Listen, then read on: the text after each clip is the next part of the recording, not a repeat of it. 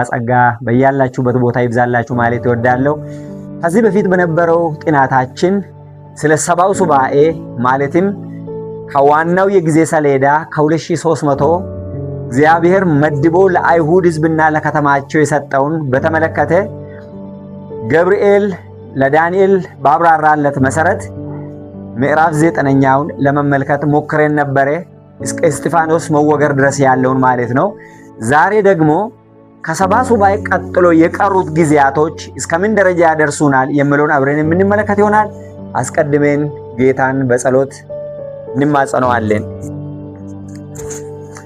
ክብር ላንተ ይሁን አባታችን፣ ጥበቃይ ከለላይ ስላልተለየን ዛሬም ደግሞ በሕይወት ኖረን እነዚህን የተከበሩ ድምጾችን እንድንሰማ እድሉን ስለሰጠህን በጌታችን በኢየሱስ ክርስቶስ ስም ክብር ላንተ ይሁን።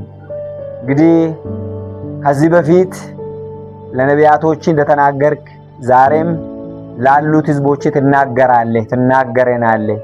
ስለዚህ ከተቀደሱት ገጾች አሁንም አገላብጠን ስናጠና መንፈስ ቅዱስ እንዲያስተምረን አደራ እንላለን። ፈቃዲን ደግሞ እንድናደርግ እርዳን፣ በጌታ በኢየሱስ ስም አሜን። እንግዲህ ወገኖች ትንቢተ ዳንኤል ምዕራፍ 8ኛው ቁጥር 14 ላይ እርሱም እስከ 2300 ማታና ጠዋት ድረስ ነው፣ ከዚያም በኋላ መቅደሱ ይነጻል አለኝ የሚለው ትንቢት ነበረ ነቢዩ ዳንኤል የተቀበለው። ከዚያ በኋላ ገብርኤል ለዳንኤል የዚህ ትንቢታዊ የጊዜ ሰሌዳ ጅማሮ አይሁዶች ከነበሩበት ምርኮ ተመልሰው ኢየሩሳሌምን እንዲገነቡ አዋጅ በሜዶንና ፋርስ መንግስታት ከሚወጣበት ጊዜ ጀምሮ እንደሆነ 69ኙ ሱባኤ ከዚያም ጠቅላላው ሰባ ሱባኤ የት ጀምሮ የት እንደሚያበቃ አብረን ተመልክተን ነበር።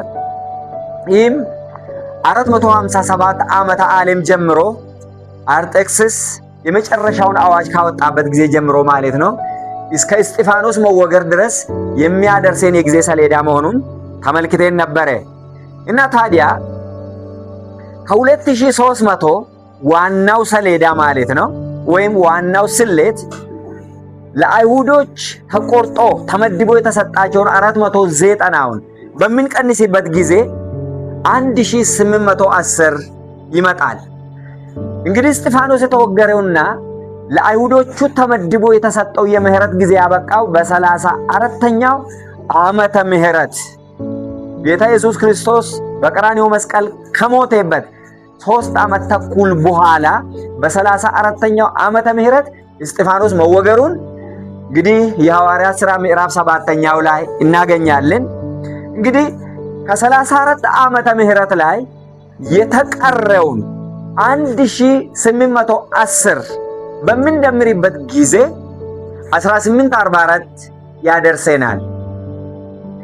ከ34 እስጢፋኖስ ከተወገረበት ጊዜ ጀምሮ እስከ 1844 ያለው ጊዜ የስድስት አብያተ ክርስቲያናት ታሪክን የሚሸፍን ነው። አንደኛው ኤፌሶን፣ እንደዚሁም ሰምሬኔስ፣ ጴርጋሞን፣ ቲያጥሮን፣ ሳርዴስ፣ ፊላዴልፊያ እና መጨረሻ 7ኛው ቤተ ክርስቲያን ሎዶቅያ ነው የምንላቸው። እነዚህ 7ቱ የቤተ ክርስቲያን ድርጅቶች ሳይሆኑ የቤተ ክርስቲያን ዘመናት ናቸው። ለምሳሌ ኤፌሶን የኖረችው ጌታችን ኢየሱስ ከሞተበት እስከ 100 ሐዋርያው ዮሐንስ እስከ ሞተበት ጊዜ አካባቢ ያለውን ጊዜ የሚወስድ የቤተ ክርስቲያን ታሪክ ነው። ፊላዴልፊያ 6ኛው ቤተ ክርስቲያን ይሄ ስሌት የሚያጠቃልላት 6ኛዋ ማለት ነው ከ1833 እስከ 1844 እና ከ1844 አሁን እኛ ያለንበት ጊዜ ደግሞ የሎዶቅያ ቤተ ክርስቲያን ዘመን ስለሆነ በ2300ዎቹ ውስጥ አይጠቃለልም። 2300ዎቹ ያበቃበት የተደመደመበት ጊዜ ላይ ነው የሚያደርሰን ማለት ነው እና በተለይ በዚህ ጊዜ ትኩረት ሰጥተን እንድንመለከት የሚፈልገው ስለ 6ኛው ቤተ ክርስቲያን ነው። ራእይ ምዕራፍ 3ኛው ከቁጥር 7 እና 8 እንዲህ ይላል፣ በፊላዴልፊያም ወዳለው ወደ ቤተ ክርስቲያን መልአክ እንዲህ ብለህ ጻፍ። የዳዊት መክፈቻ ያለው የሚከፍት የሚዘጋም የሌለ የሚዘጋ የሚከፍትም የሌለ ቅዱስና እውነተኛ የሆነው እርሱ እንዲህ ይላል፣ ሥራዬን አውቃለሁ፣ እነሆ በአንተ ፊት የተከፈተ በር ሰጥቼሃለሁ፣ ማንም ሊዘጋው አይችልም። ኃይል ምንም ትንሽ ቢሆን ቃልን ጠብቀሃልና ስሜንም አልካድክምና። ስለዚህ አንደኛ የተከፈተ በር የሚል መልእክት የተሰጣት ለፊላዴልፊያ ቤተ ክርስቲያን ነው። ፊላዴልፊያ ደግሞ ስድስተኛው ቤተ ክርስቲያን ነች። ስድስተኛው ቤተ ክርስቲያን ታሪኳ ደግሞ ከ1833 እስከ 1844 የኖረች ቤተ ክርስቲያን ዘመን ነው። በዚህ ጊዜ ምንድነው የሆነው? ለምንድነው ስድስተኛውን ቤተ ክርስቲያን ለየት ባለ ሁኔታ ከዚህ ትንቢታዊ የጊዜ ሰሌዳ ጋር አያይዘን ማጥናት ያስፈለገን? ለዚች ቤተ ክርስቲያን ታሪክ ወይም ለዚች ቤተ ክርስቲያን ዘመን የተሰጠው የተከፈተ በር ነው። ያንን የተከፈተውን በር ማንም ሊዘጋው አይችልም ነው። የዳዊት መክፈቻ ያለው ነው ደግሞ ይህንን የተከፈተ በር የሰጠው ማለት ነው ለዚች ቤተ ክርስቲያን። ዳንኤል ምዕራፍ 8ኛው ቁጥር 14ን ስናነብ እስከ 2300 ይላል። ይደግመዋለሁ፣ እርሱም እስከ 2300 ማታና ጠዋት ድረስ ነው። ከዚያም በኋላ መቅደሱ ይነጻል አለኝ ይላል። ስለ ቤተ መቅደስ መንጻት ነው። ቤተ መቅደሱ ሁለት ክፍሎች አሉት፣ ቅዱስ ስፍራና ቅድስተ ቅዱሳን ክፍል። ቅዱስ ስፍራ ካህናት በየዕለቱ ገብተው የዕለት ተዕለት አገልግሎት የሚያከናውኑበት ነበረ። ቅድስተ ቅዱሳን ክፍል ግን ሊቀ ካህኑ በዓመት አንድ ጊዜ ብቻ ገብቶ ቤተ መቅደሱን የማንጻት እንደዚሁም ለዓመቱ የነበረውን አገልግሎት የማጠቃለል ሥራ ይሠራ ነበረ። ጌታችን ኢየሱስ በዚች ምድር ላይ በቀራንዮ መስቀል ላይ በሞተ ጊዜ እነዚያ እንስሳት በጎች፣ አውራ ፍየሎች እንደዚሁም ወይፈኖች ሲታረዱ የነበረው እስከዛ ጊዜ ድረስ ማለት ነው እንዲቆም አስደረገ። ይሄ የመጀመሪያው የቤተ መቅደሱ ክፍል ላይ በየዕለቱ ካህናት ሲያገለግሉ ከነበረው ጋር የተያዘ አገልግሎት ነው። ነገር ግን ሊቀ ካህኑ በዓመት አንድ ጊዜ የሚያከናውነውስ አሁን እዚህ ላይ ያነበብነው እስከ 2300 ማታና ጠዋት ድረስ ነው። ከዚያም በኋላ መቅደሱ ይነጻል ተባለልኝ ይላል። ይህ የቤተ መቅደስ መንጻት ጋር የተያያዘው መልእክት ማለት ነው ከየት ነው የጀመረው?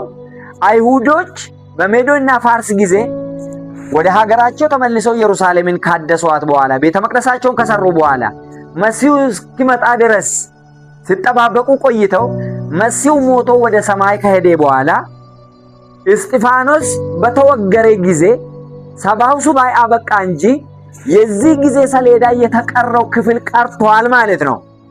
ስለዚህ ከዚህ በኋላ መቅደሱ ይነጻል የተባለው ጠቅላላው ጊዜ ሰሌዳው ሲያበቃ የሚከናወን ክስተት አለው ማለት ነው።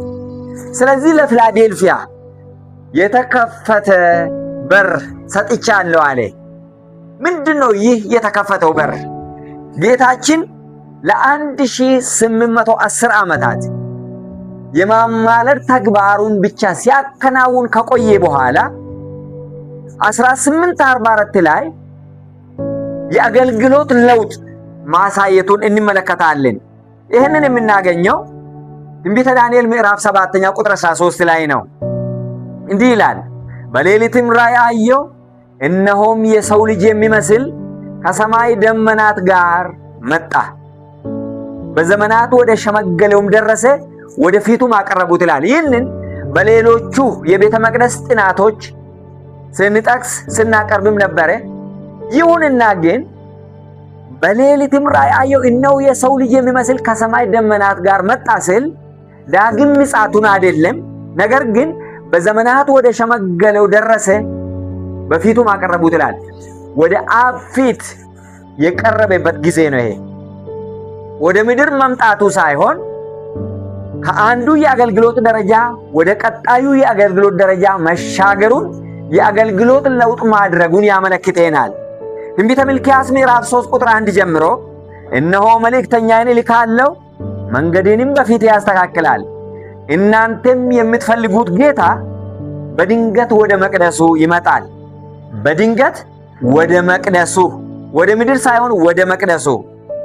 የምትወዱትም የቃል ኪዳን መልእክተኛ እነሆ ይመጣል ይላል የሰራዊት ጌታ እግዚአብሔር ይላል።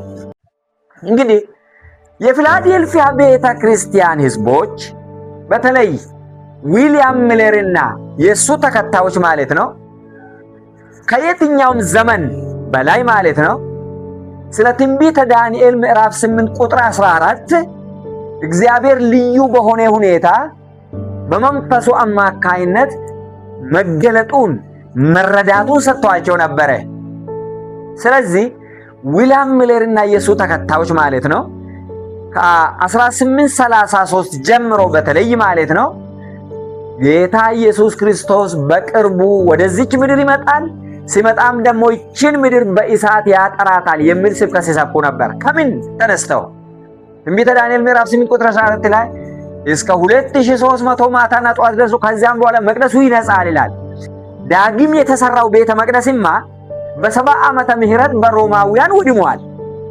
በ70 ዓመተ ምህረት በኢየሩሳሌም የነበረው ቤተ መቅደስ ከፈረሰ በኋላ በምድር ላይ ቤተ መቅደስ አልነበረም። ስለዚህ በዚህ ጥቅስ መሰረት የትኛው ቤተ መቅደስ ነው ታዲያ የሚነጻው? የተሳሳቱ አተረጓጎሞችና ማስተዋሎች ነበሩ በዘመኑ። ምን ብለው ነው ያስተዋሉት? ይቺ ምድር ቤተ መቅደስ ናት የሚል አመለካከትና አስተምሮ ስለነበራቸው ዊሊያም ሚለር ጌታ ኢየሱስ ክርስቶስ ይሄ 2300 ሲያበቃ ወደዚች ምድር ይመጣል፣ ሲመጣም ደግሞ ይቺን ምድር በእሳት ያጸዳታል፣ ያ ነው የቤተ መቅደስ መንጻት ብሎ ተረጎመ። ያ የራሳቸው ስህተት ነበረ። በእርግጥ የጊዜ ሰሌዳው ላይ ምንም ስህተት አልነበረበትም። ምክንያቱም 457 ዓመተ ዓለም ጀምሮ እስከ 34 አልፎ ደግሞ እስከ 1844 ነው የሚዘልቀው የተወደዳችሁ ወገኖቼ። ስለዚህ ጊዜ ሰሌዳው በጣም ትክክልና እውነተኛ ነው እግዚአብሔር የሰጠው ማለት ነው። ነገር ግን ህዝቦች ራሳቸው በሚፈጥሯቸው የተሳሳቱ አስተምሮች ምክንያት ተመልሶ ይሰናከሉበታል። ለምሳሌ አይሁዶች ራሳቸው በተለይ የጌታ ኢየሱስ ክርስቶስ ሐዋርያት ራሳቸው ሉቃስ ምዕራፍ 18 ከቁጥር 31 ጀምሮ እንዲህ ይላል፣ 12ቱንም ወደ እርሱ አቅርቦ እንዲህ አላቸው፣ እነሆ ወደ ኢየሩሳሌም እንወጣለን፣ ስለ ሰው ልጅም በነቢያት የተጻፈ ሁሉ ይፈጸማል፣ ለአሕዛብ አሳልፈው ይሰጡታልና ይዘብቱበትማል፣ ያንገላቱትማል፣ ይተፉበትማል፣ ከገረፉትም በኋላ ይገድሉታል፣ በሦስተኛውም ቀን ይነሳል። ይገድሉታል፣ በሦስተኛውም ቀን ይነሳል። እነርሱም ከዚህ ነገር ምንም አላስተዋሉም፣ ይህም ቃል ተሰውሮባቸው ነበር፣ የተናገረውንም አላወቁም ይላል። በጌታ የተወደዳችሁ ወገኖች ለምንድን ነው ያላስተዋሉት? በዘመኑ የነበረው የተሳሳተ አስተምሮ ነበረ። መሲህ በሚመጣበት ጊዜ እስራኤልን ወደ ድሮ ማንነቷ ይመልሳታል፣ የዳዊትን ዙፋን ይይዛል የሚሉ የተሳሳቱ ግንዛቤዎች ነበሩ። ስለዚህ ለሐዋርያት ይህንን አስተምሮ በተለይ የሰው ልጅ ይገደላል ከዚያ በኋላ በሦስተኛው ቀን ይነሳል ብሎ እሱ በቀጥታ ቢያስተምራቸው ምንም አላስተዋሉም ነበር ይላል። ምክንያቱም ከሕፃንነታቸው ጊዜ ጀምሮ ሲማሩ የነበሩት ትምህርት ለዚህ ጌታ ኢየሱስ ክርስቶስ ይዞ ለቀረበው ትምህርት ምንም ስፍራ ሊሰጥ አልቻለም። የተወደዳችሁ ወገኖች በዚህ ምክንያት ነበረ የተሰናከሉት። እነም ዊሊያም ሚለርና ተከታዮቹ የተከፈተ በር ነበረ የተሰጣቸው። ራዕይ ዮሐንስ ምዕራፍ 3ኛው እነሆ በአንተ ፊት የተከፈተ በር ሰጥቼአለሁ፣ ማንም ሊዘጋው አይችልም። ኃይሊ ምንም ትንሽ ቢሆን ቃሌን ጠብቀሃልና ስሜንም አልካድክምና። ቁጥር 12 ላይ ድል የነሳው በአምላኬ መቅደስ አምድ እንዲሆን አደርገዋለሁ፣ ወደፊትም ከዚያ ከቶ አይወጣም። የአምላኬን ስምና የአምላኬን ከተማ ስም ማለት ከሰማይ ከአምላኬ ዘንድ የምትወርደውን አዲስቱን ኢየሩሳሌምን አዲሱንም ስሜን በእርሱ ላይ እጽፋለሁ፣ መንፈስ ለአብያተ ክርስቲያናት የሚለውን ጆሮ ያለው ይስማ ይላል። በጌታ የተወደዳችሁ ወገኖች እነዚህ የፊላዴልፊያ ዘመን ህዝቦች ስለተከፈተ በር ነበር የተሰጣቸው። ምን ማለት ነው? 1844ን ሂሳብ ስሌቱን ሰርተው የደረሱበት ስድስተኛው ቤተ ክርስቲያን ህዝቦች በተለይ በአሜሪካን ሀገር ማለት ነው። የወቅቱ እውነት የሚባል ነገር አለ። በየዘመናቱ እግዚአብሔር ለራሱ ህዝብ ከሌሎች ዘመናት ይልቅ የተለየ አስፈላጊነት ያለውን እውነት ይሰጣል። ለምሳሌ ለኖይ መርከብ እንዲሰራ ከሚመጣው የጥፋቷ እንዲያመልጥ እግዚአብሔር መመሪያ ሰጥቶታል። ያ የወቅቱ እውነት ኖህን ይመለከታል። እስራኤላውያን ከግብፅ አገር ከመውጣታቸው በፊት የበግ ጠቦት አርደው የበሮቻቸውን ጉበኑና መቀኑን በደንብ እንዲቀቡ መመሪያ ተሰጣቸው። ያ የወቅቱ እውነት እነሱን ነው የሚመለከታቸው።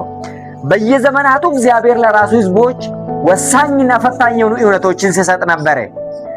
በጀርመን አገርም በማርቲን ሉተር ተጠቅሞ ስለ ጽድቅ ሃይማኖት እንዲሰበክ እንዳደረገ ሁሉ ማለት ነው።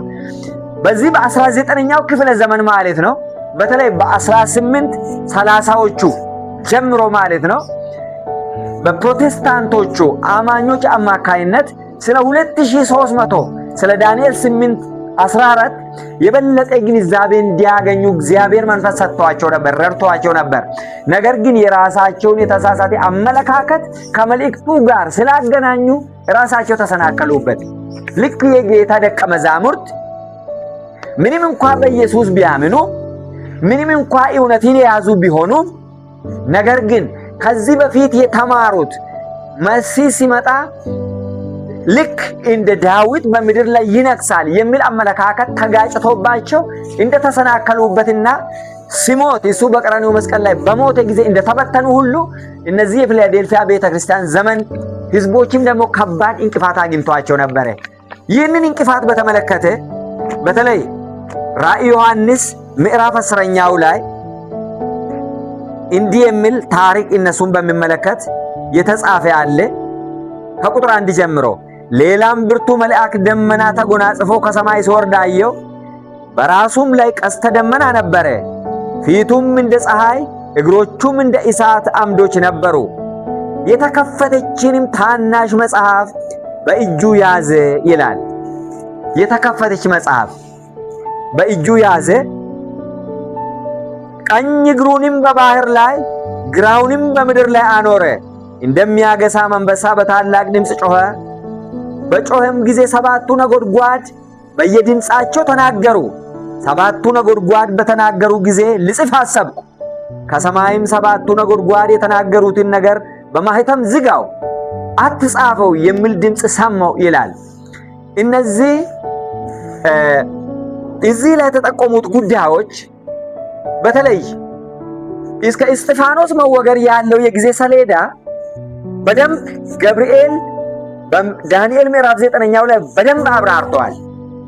ነገር ግን ከእስጢፋኖስ መወገር በኋላ ያለው ጊዜ እስከ 1844 ያለውን ጊዜ በሚመለከት ግን ለመግለጽ ስታሰብ አትጻፈው እስከ 1844 የሚደርሰውን በተመለከተ አትጻፈው የሚል ነበር። ምክንያቱም በዚያ ጊዜ ያሉ ህዝቦች የሚፈተኑበት መመዘኛ ነበረ። ቁጥር 6 ላይ ሰማይንና በርሱም ያሉትን፣ ምድርንና በርሷም ያሉትን፣ ባህርንና በርሱም ያሉትን በፈጠረው ከዘላለም እስከ ዘላለም ድረስ ሕያው ሆኖ በሚኖረው ምሎ ወደፊት አይዘገይም። ዳሩ ግን 7ኛው መልአክ ልነፋ ባለው ጊዜ ድምፁን በሚሰማበት ዘመን ለባሪያዎቹ ለነቢያት የምስራች እንደሰበከላቸው የእግዚአብሔር ምስጢር ይፈጸማል አለ ይላል። ከእንግዲህ አይዘገይም የሚል ነው። ታይም ኖ ሞር። ከዚህ በኋላ ጊዜ አይኖርም። በጊዜ ላይ የተመሰረተ ስብከት ወይንም ደግሞ ሌላ የተለየ የጊዜ ሰሌዳ አይኖርም የሚለው ነው ይሄ መልእክት ያለው።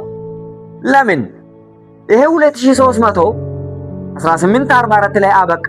ከዚያ ጊዜ በኋላ ኢየሱስ በዚህ ሰዓት ይመጣል፣ በዚህ ጊዜ እንዲህ መሆን አለብን የሚባል ነገር በጊዜ ላይ የተመሰረተ ስብከት አይኖርም። ምክንያቱም 1844 በጊዜ ላይ የተመሰረተ የመጨረሻው ስብከት ነው ማለት ነው። ቁጥር 8 ጀምሮ ከሰማይም የሰማሁት ድምፅ እንደገና ሲናገረኝና ሂድና በባህርና በምድር ላይ ከሚቆመው መልአክ በእጁ ያለችውን የተከፈተችውን መጽሐፍ ውሰድ ሲል ሰማሁ ይላል። በእጁ ያለችው የተከፈተችው መጽሐፍ ስለ ክርስቶስ ዳግም ምጽአት ዊሊያም ሚለር እና ተከታዮቹ የሰበኩት ጣፋጭ መልእክት ነው። ወደ መልአኩም ሄጄ ታናሽቱን መጽሐፍ ስጠኝ አልኩት።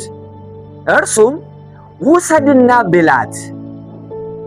ውሰድና ብላት፣ ሆድህን መራራ ታደርገዋለች፣ በአፍህ ግን እንደ ማር ትጣፍጣለች አለኝ ይላል።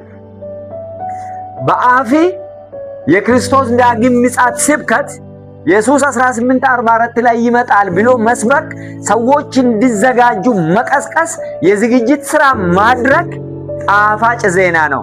ዛሬም ቢሆን የጌታችን የኢየሱስ ክርስቶስ ዳግም ምጽአት እወጃ መልካም ዜና ነው፣ ለአፍም የሚጣፍጥ ነው።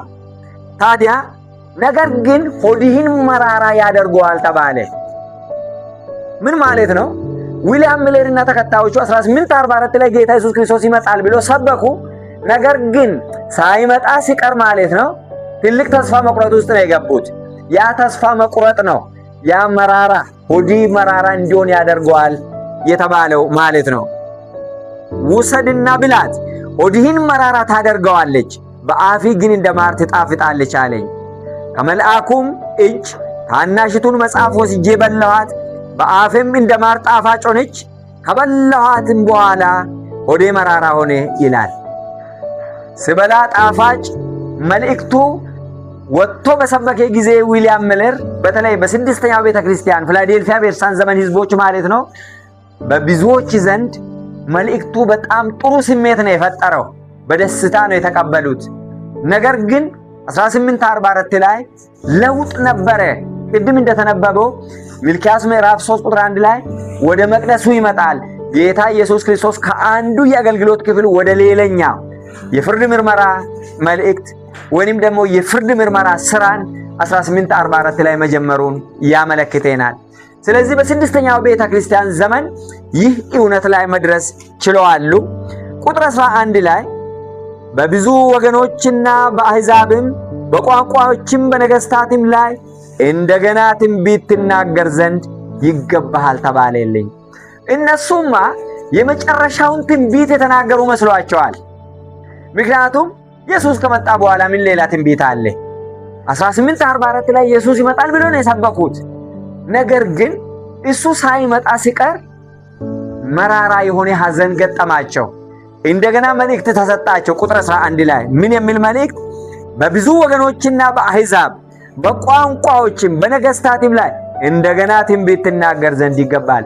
የቀረ አሁንም ለዓለም ሊቀርብ የሚገባ እውነት አለ የሚል መልእክት ተሰጣቸው። በጌታ የተወደዳችሁ ወገኖቼ የወቅቱ እውነት የሚባለው ከዚህ አንጻር ነው። በተለይ ስለ 2300 ግልጽ ማብራሪያ ያገኙት ዊሊያም ሚለር እና ተከታዮቹ ነበሩ።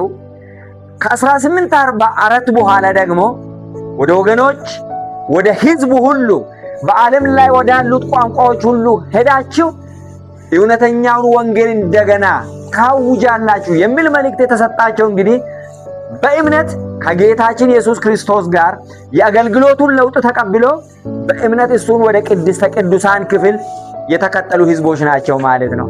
ቅድስተ ቅዱሳን ክፍል በሚገቡበት ጊዜ ዕብራውያን ምዕራፍ 9 ከቁጥር 4 ጀምሮ እንዲህ የሚለውን እናገኛለን። ከሁለተኛው መጋረጃ ወዲያ ቅድስተ ቅዱሳን የምትባለው ድንኳን ነበረች። በዚያችም ውስጥ የወርቅ ማዕጠን ነበረ። ሁለንተናዋም በወርቅ የተለበጠች የክዳን ታቦት፣ በእርሷም ውስጥ ማና ያለበት የወርቅ መሶብና የበቀለች የአሮን በትር የክዳኑም ጽላት ነበሩ ይላል ሐዋርያው ጳውሎስ። በፊት በምድር ላይ በነበሩ ቤተ መቅደስ ውስጥ ስለነበሩት ነገሮች ይተነትናል። ቅድስተ ቅዱሳን ወይም ከሁሉ በላይ ቅድስት የተባለችው ውስጠኛዋ ክፍል ውስጥ ጌታ ኢየሱስ ክርስቶስ 1844 ላይ የገባበት ክፍል ውስጥ ያሉት አንደኛ የቃል ኪዳን ታቦት ይላል። በዚህ የቃል ኪዳን ታቦት ውስጥ ደግሞ ያቆጠቆጠችው የአሮን በትር የቤተ ክርስቲያን አስተዳደርን የሚወክል እንደዚሁም የማና ማሰሮ የጤና ተሐድሶን ይወክላል። እንደዚሁም ክርስቶስ የሕይወት እንጀራ መሆኑንም የእግዚአብሔር ቃል የሕይወት እንጀራ መሆኑን የሚያመለክት ነው። እንደዚሁም ደግሞ ይላል ሁለቱ ጽላቶች ይላል 10ቱን ትእዛዛት የያዙ ሁለቱ ጽላቶች ይላል። በዚህ በራእይ ዮሐንስ ምዕራፍ 11 ቁጥር 19 ላይ በሰማይ ያለው የእግዚአብሔር መቅደስ ተከፈተ፣ የኪዳኑም ታቦት በመቅደሱ ታየ፣ መብረቅና ድምፅ ነጎድጓድም የምድርም መናወጥ ታላቅም በረዶ ሆነ ይላል። ስለዚህ ለባለ ራእዩ ዮሐንስ ስለ ሰማያዊ ቤተ መቅደስ ታይቶታል ወይም ደግሞ መገለጥ ተሰጥቶታል። በዚያ ቦታ ደግሞ የቃል ኪዳን ታቦት እንዲያይ ተደረገ። ማለትም ቅድስተ ቅዱሳን ክፍል ማለት ነው። 1844 ላይ ጌታ ኢየሱስ ክርስቶስን ተከትሎ ወደ ቅድስተ ቅዱሳን ክፍል በእምነት የገቡት የእግዚአብሔር 10ቱ ትእዛዛት ያልተሻሩና ዘላለማዊ መሆናቸውን የተረዱ ጌታ ኢየሱስ ክርስቶስን ደግሞ የሕይወት እንጀራ አድርገው የተቀበሉ የቤተ ክርስቲያን አስተዳደር ወይንም ደግሞ አደረጃጀትን የሚያምኑ የትንቢት መንፈስ ስጦታ የሚቀበሉ ሰዎች በእምነት ከክርስቶስ ጋር ቀጠሉ ማለት ነው። በጌታ የተወደዳችሁ ወገኖች፣ አይሁዶች በመጥምቁ ዮሐንስ አማካይነት ስለ ጌታ ኢየሱስ ክርስቶስ የተሰበከውን ስብከት በተቃወሙ ጊዜ ራሱ ጌታ ኢየሱስ ክርስቶስ ደግሞ አገልግሎቱን በጀመረ ጊዜ እሱን መቀበል አልቻሉም። የመጥምቁ ዮሐንስን መልእክት እምቢ አሉ፣ የኢየሱስንም መልእክት እምቢ አሉ። ስለዚህ እሱ ቀራንዮ መስቀል ላይ በሞተ ጊዜ የመስዋዕትነቱ ተጠቃሚዎች ሊሆኑ አልቻሉም። እያደገ ከሚሄደው እውነት ጋር ማደግ አልቻሉም። እዛው ተዘግቶባቸው ቀረ። 1844 ከጌታችን ከኢየሱስ ክርስቶስ ጋር ወደ ቅድስተ ቅዱሳን ክፍል የገቡ ሰዎች ብቻ የወቅቱን እውነት መረዳት ቻሉ። ዛሬ ትልቅ ፈተና ነው የተወደዳችሁ ወገኖች። ስለዚህ በትንቢተ ዳንኤል 8:14 ላይ ያለው ስለ 2300ዎቹ የጊዜ ሰሌዳዎች ከ457 ዓመተ ዓለም ጀምሮ እስከ 1844 ያለውን ጊዜ የሚሸፍን ነው። ከዚያም በኋላ በእምነት ጌታ ኢየሱስ ክርስቶስን በቅድስተ ቅዱሳን ክፍል የሚከተሉት ሕዝቦች ሊኖሩት ይገባል። ይህንን እውነት ከዚህ አንጻር እንድንረዳው እግዚአብሔር በጸጋ ይርዳን። ጥያቄና ሐሳብ ካላችሁ በኮሜንት ላይ አስቀምጡልኝ።